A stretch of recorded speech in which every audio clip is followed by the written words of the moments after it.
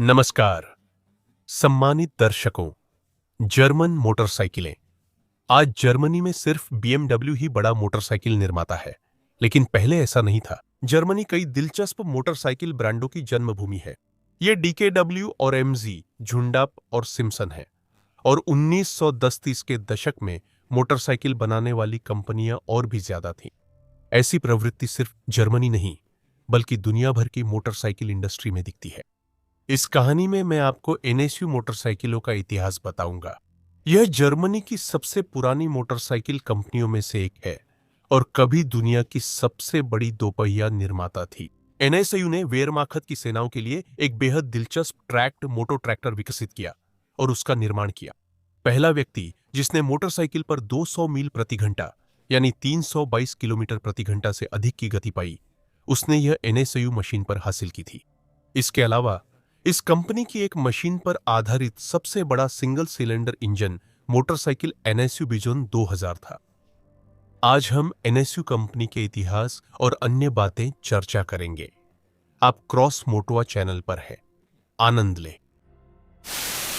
NSU company की स्थापना Christian Schmidt और हेनरिक स्टोलर ने 1873 में डैन्यूब नदी के किनारे रिडलिंगन में की थी। स्थापना के वक्त इसका नाम मैकानिशे वर्कस्टेटे सुर हेयरस्टेलुंग फ्योर स्ट्रिकमाशीनन था। इसका मतलब है बुनाई मशीनों के निर्माण की कार्यशाला। कुछ ही समय बाद इन उद्यमियों के रास्ते अलग हो गए और 1880 में श्मिट ने अपने उत्पादन संयंत्रों को नेकरसुलम स्थानांतरित कर दिया, जो एक ऐसा शहर है जहां सुल्लम नदी नेकर नदी में मिलती है, और अपनी कंपनी का नाम बदलकर नेकरसुल्मर स्ट्रिकमाशीने यूनियन रख दिया। उस वक्त क्रिश्चियन श्मिट दूरदर्शी उद्यमी साबित हुए। वे जानते थे कि भविष्य मशीनीकरण का है और उनकी बुनाई मशीनों की मांग बढ़ेगी। 19वीं सदी के 80 के दशक में कंपनी ने तेज विकास की उम्मीद की थी।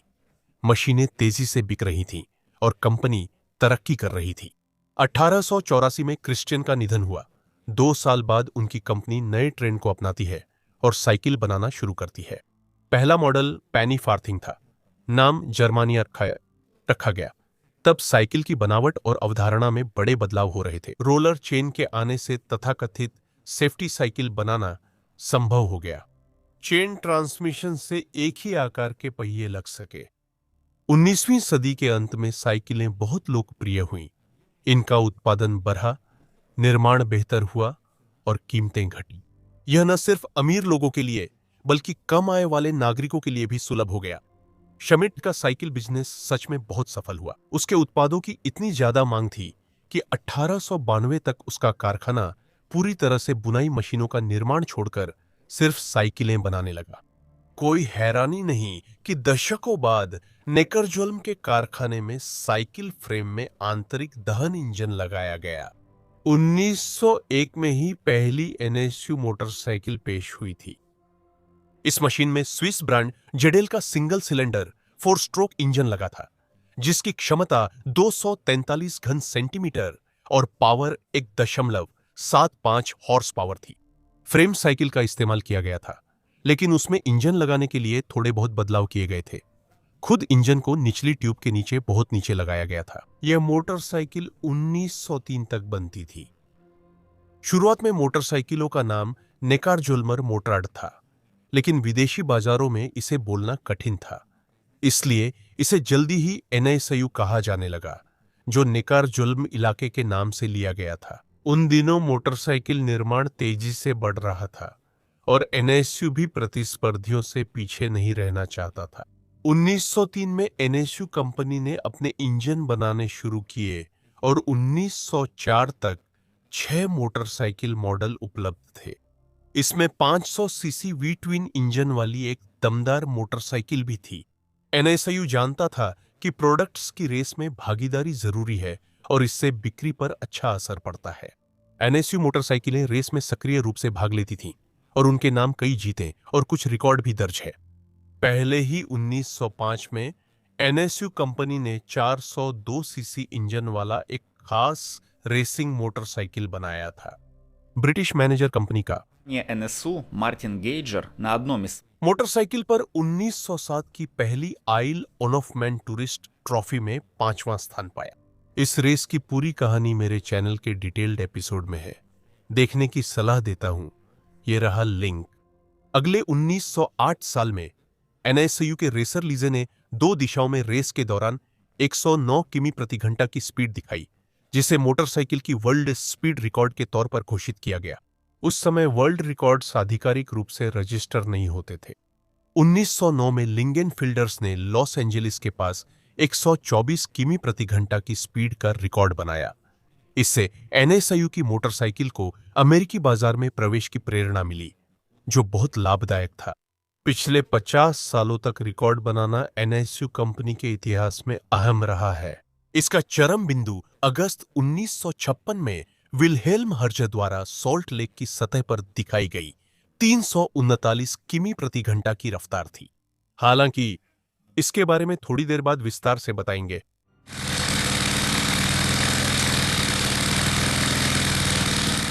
एनएसयू ने 3 पहिया मोटर मालवाहक वाहन क्षेत्र में भी कदम रखा। इनकी ड्रायड श्रृंखला की पहली मॉडल 1903 में आई थी। ड्रायड में एक सिलेंडर लिक्विड कूल्ड इंजन था, जो पीछे के पहिए को चलाता था। आगे की तरफ 2 पहिए होते थे, जिनके बीच में माल ढोने का कंटेनर रखा जाता था। इसे स्टीयरिंग व्हील से चलाया जाता था। 1906 से 1908 तक कंपनी ने झुलमोबिल टाइप 4 ड्रायड नाम का छोटा ट्रक बनाया था। इसमें 3.5 हॉर्स पावर का इंजन आगे के पहिए के ऊपर था और लोडिंग क्षमता 200 किलोग्राम थी। झुलमोबिल लोकप्रिय नहीं हुआ और कंपनी ने कार निर्माण शुरू कर दिया। 1905 से एनएसयू ने ऐसी मोटरसाइकिल साइडकार बनाई जिन्हें किसी भी मॉडल से जोड़ा जा सकता था। इसी साल 3 हॉर्स पावर वाले इंजन के साथ एक बहुत लोकप्रिय मॉडल आई और 1909 में फ्लैगशिप पेश किया गया, एक बड़ा वी ट्विन जिसमें 1 लीटर का इंजन था। मोटरसाइकिलों के साथ धीरे धीरे कारों का उत्पादन भी बढ़ने लगा।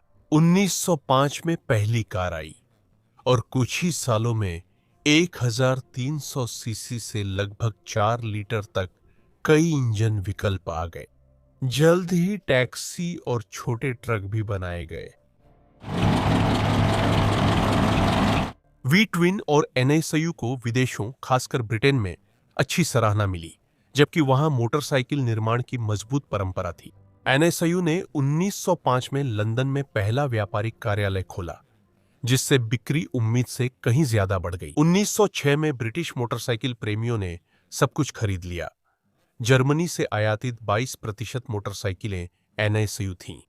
कुछ समय बाद मांग पूरी करने के लिए जर्मनों ने ब्रिटेन में मोटरसाइकिल फैक्ट्री खोली। 1914 की शुरुआत में इस फैक्ट्री में 1500 लोग काम करते थे, लेकिन प्रथम विश्व युद्ध शुरू होते ही फैक्ट्री बंद हो गई।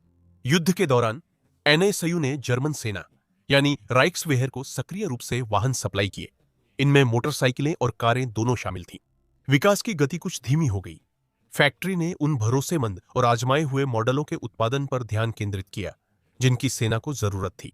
युद्ध के बाद कंपनी ने नए मोटरसाइकिल मॉडल तेजी से विकसित किए और अवमूल्यन व हाइपर इन्फ्लेशन के बावजूद कंपनी फल फूल रही थी। 1922 तक उत्पादन युद्ध पूर्व स्तर तक पहुंच गया था और फैक्ट्री में लगभग 3000 लोग काम कर रहे थे। 1910-20 के दशक में एनएसयू मोटरसाइकिलों के नाम बहुत साधारण थे।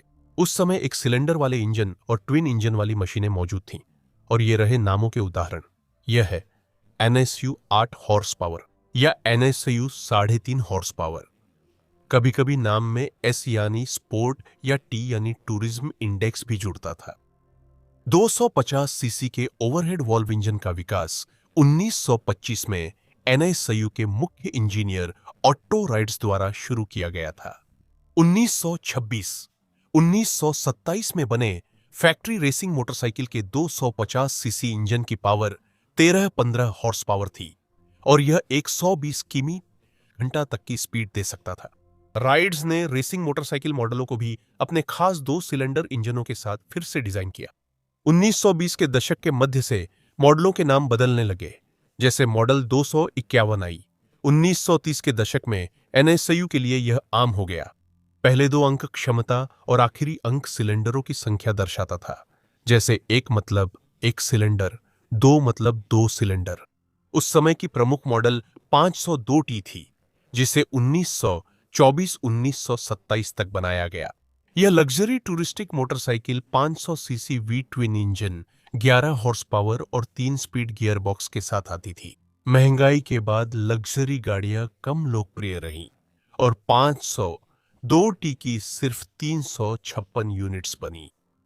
नेकरसुलम जर्मन औद्योगिक कंपनियों में पहला था जिसने असेंबली लाइन तकनीक अपनाई। 1910 और 20 के दशक में ऑटोमोबाइल डिवीजन ने तेजी से प्रगति की और 1927 में गाड़ियों के लिए नया कारखाना बना और 2 साल बाद वित्तीय कठिनाइयों के कारण एनएसयू ने अपनी ऑटोमोबाइल निर्माण इकाई बेच दी। 1958 में नेकरजुलम में 4 पहियों की तकनीक लौटी जब प्रिंज नाम की छोटी कार आई, जो बाद में कई मॉडल्स में विकसित हुई।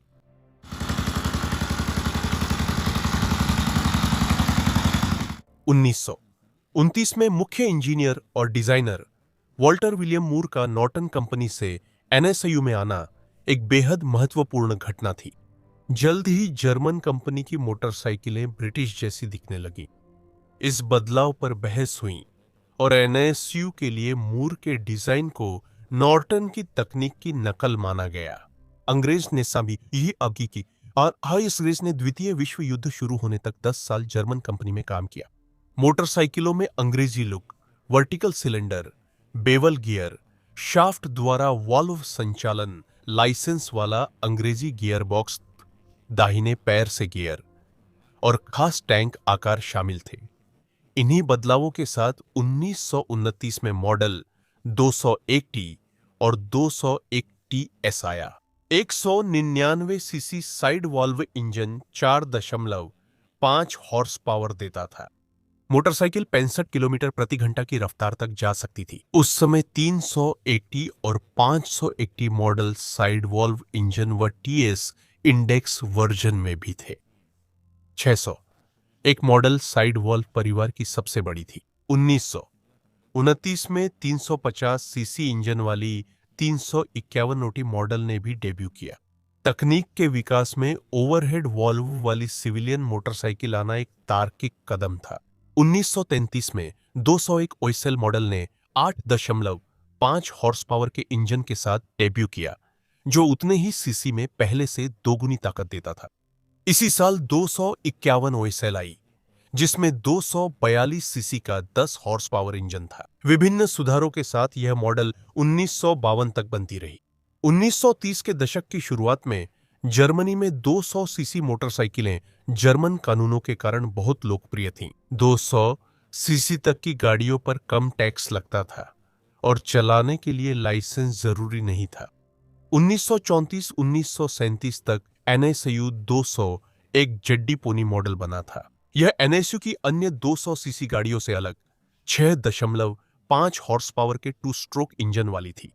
नाम में जी का मतलब 2 स्ट्रोक इंजन और डी का मतलब 2 एग्जॉस्ट पाइप था। 4 साल में 46.5 हजार यूनिट्स बनी है। 4 स्ट्रोक सिंगल सिलेंडर इंजन वाले परिवार में 250 सीसी से ज्यादा क्षमता वाले मॉडल्स भी मौजूद थे। उदाहरण के लिए 351 ओएसएल में 346 सीसी का 18 हॉर्स पावर इंजन और 501 ओएसएल में 494 सीसी 22 हॉर्स पावर इंजन था। 501 ओएसएल की अधिकतम गति 130 किमी आग थी और यह बहुत तेज थी। यह अपने समय के अनुसार काफी शानदार थी और साइडकार के लिए आदर्श मानी जाती थी। 30 के दशक में एनएसयू की सबसे बड़ी व शक्तिशाली मॉडल 601 ओएसएल थी। यह 1939 तक लगातार बनाई जाती रही। यह शानदार motorcycle 562 CC overhead valve engine के साथ थी, जो 5000 आरपीएम पर 24 हॉर्स पावर देती थी। ओएसएल का पूरा नाम ओवरहेड वॉल्व स्पोर्ट्स लग्जरी था। 601 ओएसएल मॉडल को वेहरमाख्ट में शामिल करने के लिए बनाया गया था। आर्मी वर्जन में दूसरी सीट, साइड बैग्स और काले रंग का एग्जॉस्ट सिस्टम लगाया जाता था। सेना में यह मोटरसाइकिल कुरियर और संदेशवाहक के रूप में इस्तेमाल होती थी। इसकी 135 किमी घंटा की रफ्तार इसकी खासियत थी। मूरा डिजाइन की एनएसयू मोटरसाइकिलें विश्वसनीयता, टॉर्क, कम ईंधन खपत और उचित कीमत के लिए मशहूर थीं। हालांकि विलियम की सभी डिजाइन 4 स्ट्रोक नहीं थीं। कुछ और भी दिलचस्प 2 स्ट्रोक मॉडल थे। महामंदी में बिक्री गिरने पर एनएसयू ने एक छोटी पावर यूनिट बनाई जिसे साइकिल पर लगाया जा सकता था। यह 1931 में मोटोजुल्म नाम से पेश हुआ था। 63 सीसी का 1.25 हॉर्स पावर 2 स्ट्रोक इंजन सामने के पहिए के ऊपर लगाया जाता था और उसे चलाता था। यह मशीन 35 किमी कोशिश घंटा की रफ्तार तक जा सकती थी, जो ऐसी बनावट के लिए काफी थी। मोटोजुल्म का आना एक बेहतरीन मार्केटिंग कदम था। यह मजबूत और सस्ती मोटराइज्ड साइकिल रोजमर्रा के लिए बनी थी, जिसे कई लोगों ने पसंद किया। एनएसयू ने पुरुष और महिला दोनों के लिए साइकिल फ्रेम पेश किए। दूसरा, प्रसिद्ध 2 स्ट्रोक इंजन 1936 में बर्लिन प्रदर्शनी में पहली बार दिखाया गया था। उसका नाम एनएसयू क्विक है। क्विक में 98 सीसी का single cylinder 2 stroke air cooled engine, pedal drive, handle bar पर गियर शिफ्ट वाली 2 स्पीड गियर बॉक्स और शुरू में पैडल ब्रेक लगाया गया था। उस समय एनएसयू क्विक महिला और पुरुष दोनों वर्जन में बनी थी। यह दुनिया की सबसे सस्ती मोटरसाइकिल थी और भारी मांग के चलते एनएसयू कंपनी डीकेवी के साथ साथ सबसे बड़ी मोटरसाइकिल निर्माता बन गई। क्विक का निर्माण 1936 से 1953 तक हुआ और कुल 2,35,500 यूनिट्स बनी थी। कुछ छोटे डिजाइन बदलाव। तीसरा 2 स्ट्रोक मॉडल पोनी था, जो 1937 में पेश किया गया था। यह हल्की मोटरसाइकिल थी जिसमें 100 सीसी 3 हॉर्स पावर इंजन और 3 स्पीड गियर बॉक्स था। द्वितीय विश्व युद्ध के दौरान रुकावट के साथ पोनी का उत्पादन 1953 तक हुआ। यह मोटरसाइकिल बहुत लोकप्रिय थी और उत्पादन के दौरान करीब 1/4 मिलियन हल्की मोटरसाइकिलें बनी।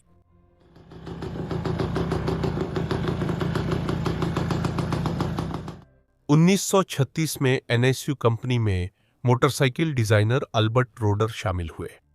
4 स्ट्रोक सिंगल सिलेंडर इंजन पर रेसिंग मोटरसाइकिल्स भी बनी थीं, सिविलियन मॉडल्स के अलावा।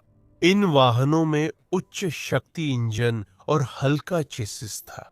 इन मॉडलों के नाम में एसएस था, जिसका मतलब सुपर स्पोर्ट है। इन मोटरसाइकिलों ने एनएसयू को फिर से राष्ट्रीय व अंतर्राष्ट्रीय प्रतियोगिताओं में भाग लेने दिया।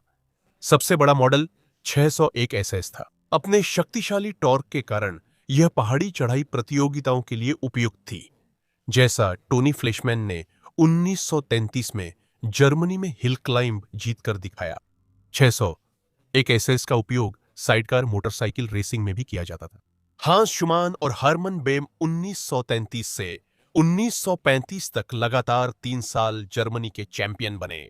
युद्ध के बाद भी कई सालों तक एनएसयू ने बीएमडब्ल्यू मोटरसाइकिलों को साइडकार रेसिंग में कड़ी टक्कर दी।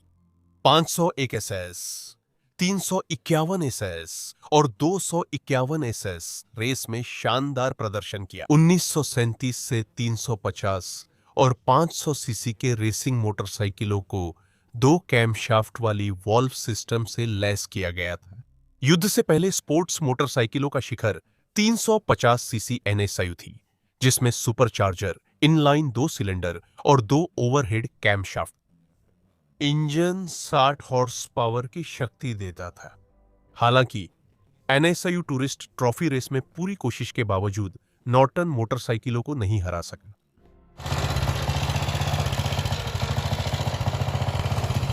अब हम द्वितीय विश्व युद्ध के समय में हैं। रेसिंग छूट गई और एनएसयू का मुख्य ग्राहक वेहरमाख्त रह गया। कंपनी मोटरसाइकिलों के साथ साइकिलें सप्लाई करती थी और विमानन के पुर्जे बनाती थी। कई पूर्व युद्ध मॉडल सेना ने जब्त किए और एनएसयू कंपनी ने सेना के लिए 251 ओएसएल सहित तकनीक का उत्पादन जारी रखा। यह मोटरसाइकिल संचार अधिकारियों को पसंद आई। संचारकर्मी 501 और 601 ओएसएल भी इस्तेमाल करते थे। यह एनएसयू को साइडकार और मशीन गन के साथ भी देखा जा सकता था। 1943 में कच्चे माल, खासकर विमान निर्माण में इस्तेमाल हो रहे एल्यूमिनियम की कमी के कारण एनएसयू ने इंजन के पुर्जे कास्ट आयरन से बनाने शुरू किए। एनएसयू ने वेयरमाख्ट के लिए कैटेनक्राड नामक अनोखी ट्रैक्टर मोटरसाइकिल बनाई। अब हम इसी पर ध्यान देंगे। 1940 में कंपनी नेकारजुल्मर फर्जुगवेर के एजी को थल सेना के शस्त्र मंत्रालय से एक हल्के ट्रैक्टर के विकास का ऑर्डर मिला, जिसका उद्देश्य पैदल सेना की इकाइयों की गतिशीलता बढ़ाना, टोही करना, हल्की तोपों और अन्य सैन्य सामानों को खींचना था। इस ऑर्डर से 1940 में एनएसयू कैटेनक्राड HK-101 आया। दिलचस्प है कि मुख्य डेवलपर्स में से एक हेनरिक अर्नस्ट क्निपकाम्प बाद में टाइगर और पैंथर टैंकों के चेसिस के निर्माता बने। 1939 की गर्मियों में उन्होंने हाफ ट्रैक मोटरसाइकिल की अवधारणा विकसित कर पेटेंट कराया। यह आधा मोटरसाइकिल आधा ट्रैक्टर ओपल ओलंपिया कार के इंजन से लैस था। 1.5 litre inline 4 engine 36 horse power 3 speed gearbox से जुड़ा था। यह ट्रैक वाली मोटरसाइकिल उबड़ खाबड़, कीचड़ और दलदल में कम जमीन दबाव के कारण आसानी से चल सकता था। इसका वजन 1235 किलोग्राम था। यह 325 किलोग्राम माल ले जा सकता था और 450 किलोग्राम ट्रेलर खींच सकता था। ड्राइवर के अलावा यह 2 और लोगों को ले जा सकता था। गाड़ी का मोड एक्टिव डिफरेंशियल क्लेट्रैक से किया जाता था, जिसकी ब्रेक क्रॉस लिंक्ड रॉड से आगे के पहिए की फोर्क से जुड़ी होती थी। खुद सामने का पहिया मुख्य रूप से दिशा का विजुअल मार्कर दिखाने के लिए सहायक भूमिका निभाता था। विश्वसनीयता और गतिशीलता के कारण कैटेनक्राड वेयरमाख्ट की सभी जमीनी इकाइयों में लोकप्रिय हुआ। लेकिन इस डिजाइन में कमियां थीं। क्रूज सुरक्षित नहीं था, ट्रैक संकरा था और कैटेनक्राड तेज मोड़ व ढलान पर पलट सकता था। ऐसी स्थिति में ड्राइवर के पास गाड़ी छोड़ने का मौका नहीं था। द्वितीय विश्व युद्ध के अंत तक ईंधन बचाने के लिए विमानों को खुद रनवे पर जाने की अनुमति नहीं थी। उन्हें वहां तक खींचना कैटेनक्राड का काम बन गया था, जो अक्सर भारी ओवरलोड के साथ काम करते थे।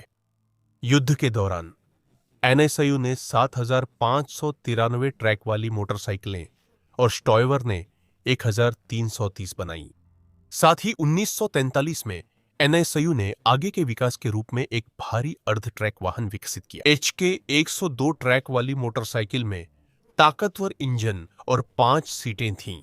यह वेयरमाख्ट द्वारा सेवा में नहीं लिया गया, सिर्फ एक प्रोटोटाइप रहा। मई 1945 में नाजी जर्मनी के पतन के बाद जो कुछ ही कैटेनक्राड्स चालू हालत में बचे थे, वे नागरिक क्षेत्रों में काम करने लगे, खासकर कृषि में। युद्ध समाप्त होने के बाद बचे हुए स्पेयर पार्ट 10 से एनएसयू और स्टॉयवर कंपनियों ने लगभग 550 और कैटेनक्राड्स का निर्माण किया, जिन्हें कृषि उपकरण के रूप में इस्तेमाल किया गया। इनका उत्पादन 1949 में समाप्त हुआ।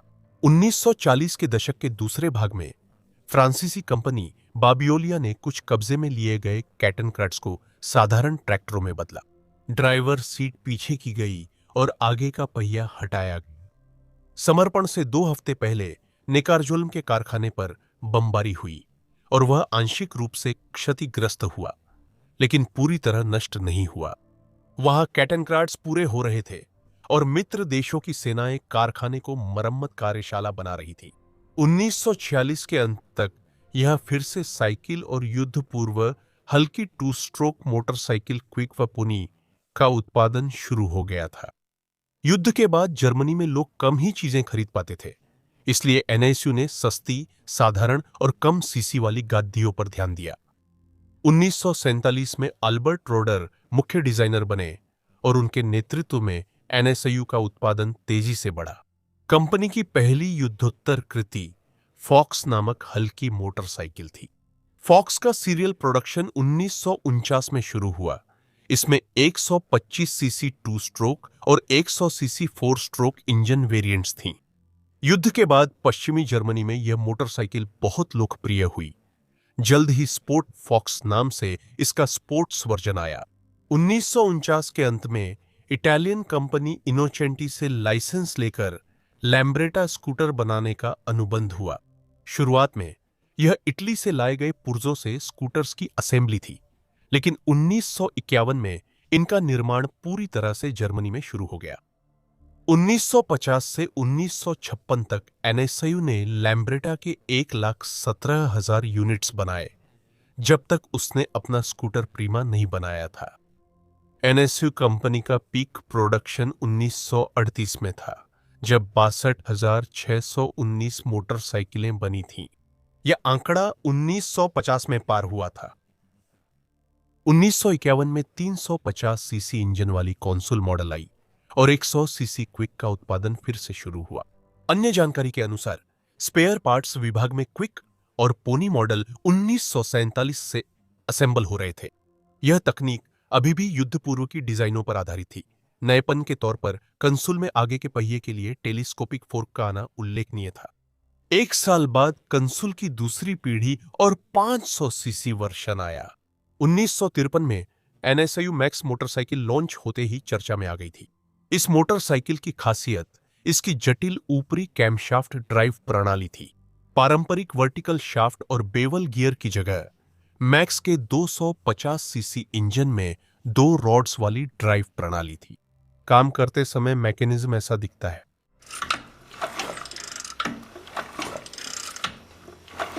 यह भाप इंजन के ड्राइविंग व्हील्स को जोड़ने वाली रॉड्स जैसी थी। एनएसयू ने संचालन में समायोजन और बेवल ड्राइव गियर के घिसने की समस्या से बचने के लिए यह रास्ता चुना। मैक्स में भी स्टैम्प्ड स्टील मोनोकॉक फ्रेम और मोनोशॉक स्विंग आर्म था। अल्बर्ट रोडर इस नई मोटरसाइकिल के निर्माण में अहम थे। एनएसयू के समझदारी भरे फैसले और लोकप्रिय गाड़ियों की रेंज ने कंपनी को उस समय सफल बनाया, दुनिया का सबसे बड़ा मोटरसाइकिल निर्माता बनाया। उस साल संयंत्र से 3,50,000 गाड़ियां निकली थीं।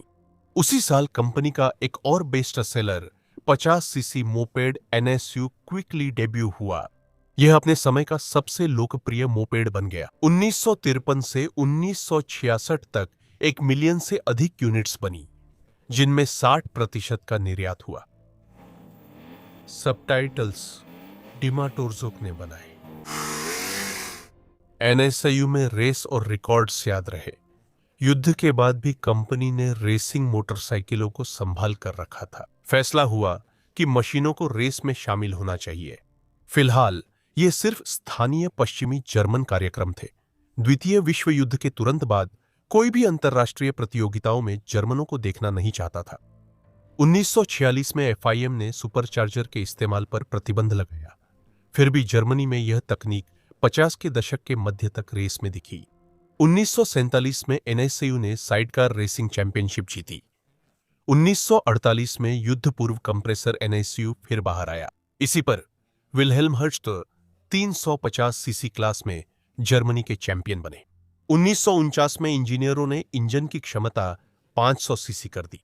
एनएसयू के रेसर विल्हेल्म हर्ट्ज ने 1 साल तक इंजीनियरों और प्रबंधन को मनाया कि 500 सीसी बाइक में राइनहार्ड फ्राइहर फॉन केनिक फॉक्सेनफेल्ड की फेयरिंग डिजाइन का इस्तेमाल हो। यह ब्रांड स्पीड रिकॉर्ड्स में फेमस हो सकती है और उसने अपना लक्ष्य हासिल किया। 12 अप्रैल 1951 को विल्हेल्म ने ऑटोबान A9 पर इंगोलस्टेड म्यूनिक के बीच 290.322 किमी घंटा की रिकॉर्ड स्पीड हासिल की। एयरोडायनामिक एनएसयू डेल्फिन 1 पर, जिसकी बॉडी के नीचे 100 हॉर्स पावर तक ट्यून किया गया 500 सीसी का इंजन था, जो मेथनॉल पर चलती थी। और यह तो सिर्फ शुरुआत थी। हर्ट्ज 1953, 1954 और 1956 में भी रिकॉर्ड बनाएंगे। यह युद्ध के बाद का पहला स्पीड रिकॉर्ड था। इससे पहले यह रिकॉर्ड अर्नेस्ट याकूब हेन्ने के नाम था, जिन्होंने 28 नवंबर 1937 को सुपरचार्ज्ड बीएमडब्ल्यू पर 279.5 किमी कोलश घंटा की रफ्तार पाई थी।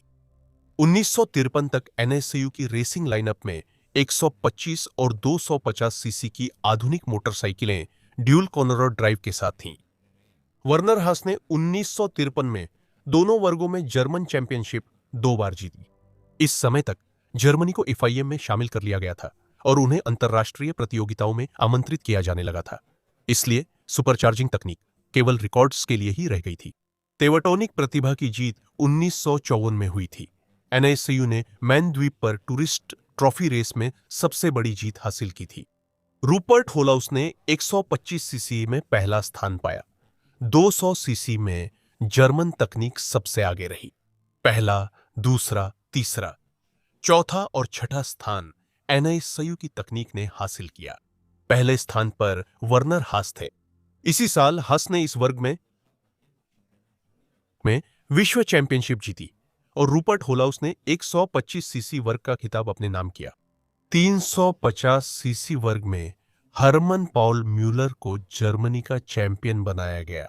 1955 में म्यूलर एनएसयू स्पोर्ट मैक्स पर 250 सीसी वर्ग में विश्व चैंपियनशिप जीतने वाले पहले प्राइवेट रेसर बने। हालांकि कंपनी की तकनीक सिर्फ रेस ट्रैक तक सीमित नहीं थी। 1955 से 1967 तक एनएसयू ने ऑफ रोड रेसिंग में जर्मनी की 23 चैंपियनशिप खिताब जीते। यात्रा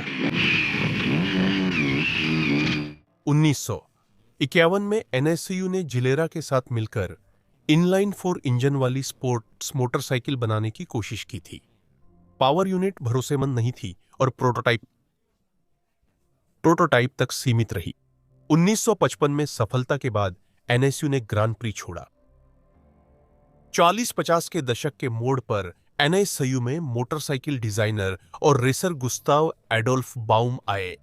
उन्होंने ऐसी एयरोडायनामिक रिकॉर्ड मोटरसाइकिलें प्रस्तावित की जिनका विचार फॉक्सेनफेल्ड से भी आगे था, क्योंकि रेसर वाहन में पीठ के बल लेटकर बैठता था। इसी कारण मोटरसाइकिल की ऊंचाई 70 सेंटीमीटर थी। 1952 में एनएसयू ने गुस्ताव के साथ अनुबंध कर बाउम एक और 2 वाहन बनाए, जिनमें क्रमशः 50 और 100 सीसी के इंजन थे। कुछ समय बाद 125 सीसी बाउम 3 और 250 सीसी बाउम 4 आए। इन मशीनों ने कुल 11 स्पीड रिकॉर्ड बनाए हैं। 50 सीसी ने 196 किमी घंटा, 100 सीसी ने 222 किमी घंटा, 125 सीसी ने 242 किमी घंटा और 250 सीसी बाउम 4 ने 320 किमी घंटा तक की रफ्तार हासिल की। इसका एरोडायनामिक ड्रैग गुणांक इतना कम था कि सिर्फ 44 हॉर्स पावर के इंजन से ही एनएसयू डेल्फिन 3 जैसी स्पीड हासिल हो गई, जिसमें पूरी तरह से एरोडायनामिक बॉडी थी और एक 110 हॉर्स पावर का इंजन लगा था। अब हम एनएसयू के सबसे प्रसिद्ध रिकॉर्ड 1956 तक पहुंच गए हैं। रेसर्स, मैकेनिक, टेक्नीशियन और इंजीनियरों की टीम यूटा अमेरिका की स्पीड मक्का बोनविल के लिए रवाना होती है। बाउम और डेल्फिन 3 की पूरी वाहनों की श्रृंखला रिकॉर्ड रनों में शामिल रही। तीसरे डेल्फिन को पूरी तरह से अपग्रेड किया गया था। इसकी एरोडायनामिक्स को स्टुटगार्ट यूनिवर्सिटी में परफेक्ट बनाया गया और सुपरचार्ज्ड 500 सीसी इंजन की पावर को 110 हॉर्स पावर तक बढ़ा दिया गया। दिलचस्प है कि एनएसयू ने अनोखा रोटरी सुपरचार्जर इस्तेमाल किया, जो बाद में उसके वांकेल इंजन विकास से जुड़ा था। हर्ट्ज के लिए रिकॉर्ड बनाना आसान नहीं था। अभ्यास रेस में तेज हवा से वह ट्रैक से बाहर हो गई और उसकी मोटरसाइकिल स्ट्रोबोस्कोप से टकरा गई। फेयरिंग की मरम्मत हुई। 4 अगस्त सुबह 6 बजे हर्ट्ज ने शांत हवा में मोटरसाइकिल रेस शुरू की। साइकिल पत्रिका के अनुसार तेज घूमते पिछले पहिए से नमक उड़ता है। उसने 338.992 किलोमीटर प्रति घंटा की रफ्तार दिखाई और यह एक नया रिकॉर्ड था। वैसे एनएसयू डेल्फिन 3 इतिहास में पहली मोटरसाइकिल बनी जिसने 200 मील प्रति घंटे की सीमा पार की। यह रिकॉर्ड आधिकारिक तौर पर 1962 तक कायम रहा। योजना के तहत नया बाउम 5 की अधिकतम गति 366 किलोमीटर प्रति घंटा थी, लेकिन 1956 के बाद एनएसयू ने रिकॉर्ड बनाने का कार्यक्रम बंद कर दी। रेस और रिकॉर्ड्स पर खर्च की गई राशि नागरिक वाहनों के लिए जरूरी थी। 1957 में कंपनी ने फिर से कारें बनाना शुरू किया। इस साल एनएसयू प्रिंस मॉडल ने 600 सीसी 20 हॉर्स पावर इंजन के साथ डेब्यू किया। नई नागरिक मोटरसाइकिलों के मॉडल आए। 1954 में मैक्स स्पेशल मॉडल लॉन्च हुआ। अगले साल स्पोर्ट मैक्स 250 रेसर और सुपर लक्स आए। कंपनी की रुचि का फोकस धीरे धीरे कारों की ओर बढ़ता गया। जर्मनी की आबादी европейских государств хотела больше. व्यक्तिगत परिवहन का आनंद लेने लगी। छोटी कार बेहतरीन समाधान थी और अब आबादी का एक बड़ा हिस्सा 4 पहियों वाली गाड़ी खरीदने में सक्षम था। इन्हीं प्रक्रियाओं ने 50 के दशक के आखिर में यूरोपीय मोटरसाइकिल उद्योग को संकट में डाल दिया। 60 के दशक की शुरुआत में एनएसयू ने फेलिक्स वानकेल के रोटरी इंजनों की सफलता पर भरोसा कर इस क्षेत्र में भारी निवेश किया। नई इंजन बनावट ऑटोमोबाइल इंडस्ट्री में क्रांति मानी जा रही थी और एनएसयू ने निश्चित रूप से सफलता हासिल की जब 1964 में उन्होंने दुनिया की पहली रोटरी इंजन वाली कार एनएसयू स्पाइडर जनता के सामने पेश की। इस इंजन में कुछ कमियां भी थीं। एनएसयू को इंजन के रोटर सील्स से जुड़ी समस्याओं का सामना करना पड़ा और ये समस्याएं हल नहीं हो पाईं, जिससे कार की छवि एक गैर भरोसेमंद वाहन की बन गई। किसे ऐसी तकनीक चाहिए थी जिसमें 20,000 किमी बाद इंजन खोलना पड़े। इन घटनाओं ने कंपनी की साख बिगाड़ दी, जो पहले से गिर रही थी। मोटरसाइकिल उत्पादन 1968 तक चला। एनएसयू की आखिरी प्रोडक्शन मोटरसाइकिल 1962 में पेश की गई क्विक 50 थी। 1969 में डूबती एनएसयू को वॉक्सवैगन वर्क एजी ने खरीदा। वॉक्सवैगन ने ऑटो यूनियन और एनएसयू को मिला दिया और तभी ऑडी ब्रांड का अंतिम रूप तैयार हुआ। इसी तरह जर्मनी की इस दिग्गज कंपनी की कहानी खत्म हुई। производителя мотоциклов. इसी के साथ मेरी कहानी यहीं समाप्त होती है। मैं आपका ध्यान देने के लिए धन्यवाद करता हूं। अगर आपको यह सामग्री पसंद आई हो तो कृपया चैनल को सब्सक्राइब करें। अगर आपने अभी तक नहीं किया है, लाइक करें और कमेंट भी लिखें। यह YouTube को दिखाता है कि कहानी दर्शकों के लिए रोचक है। वीडियो को शेयर करें। आप देख रहे थे चैनल क्रॉस मोटो। फिर मिलेंगे। धन्यवाद।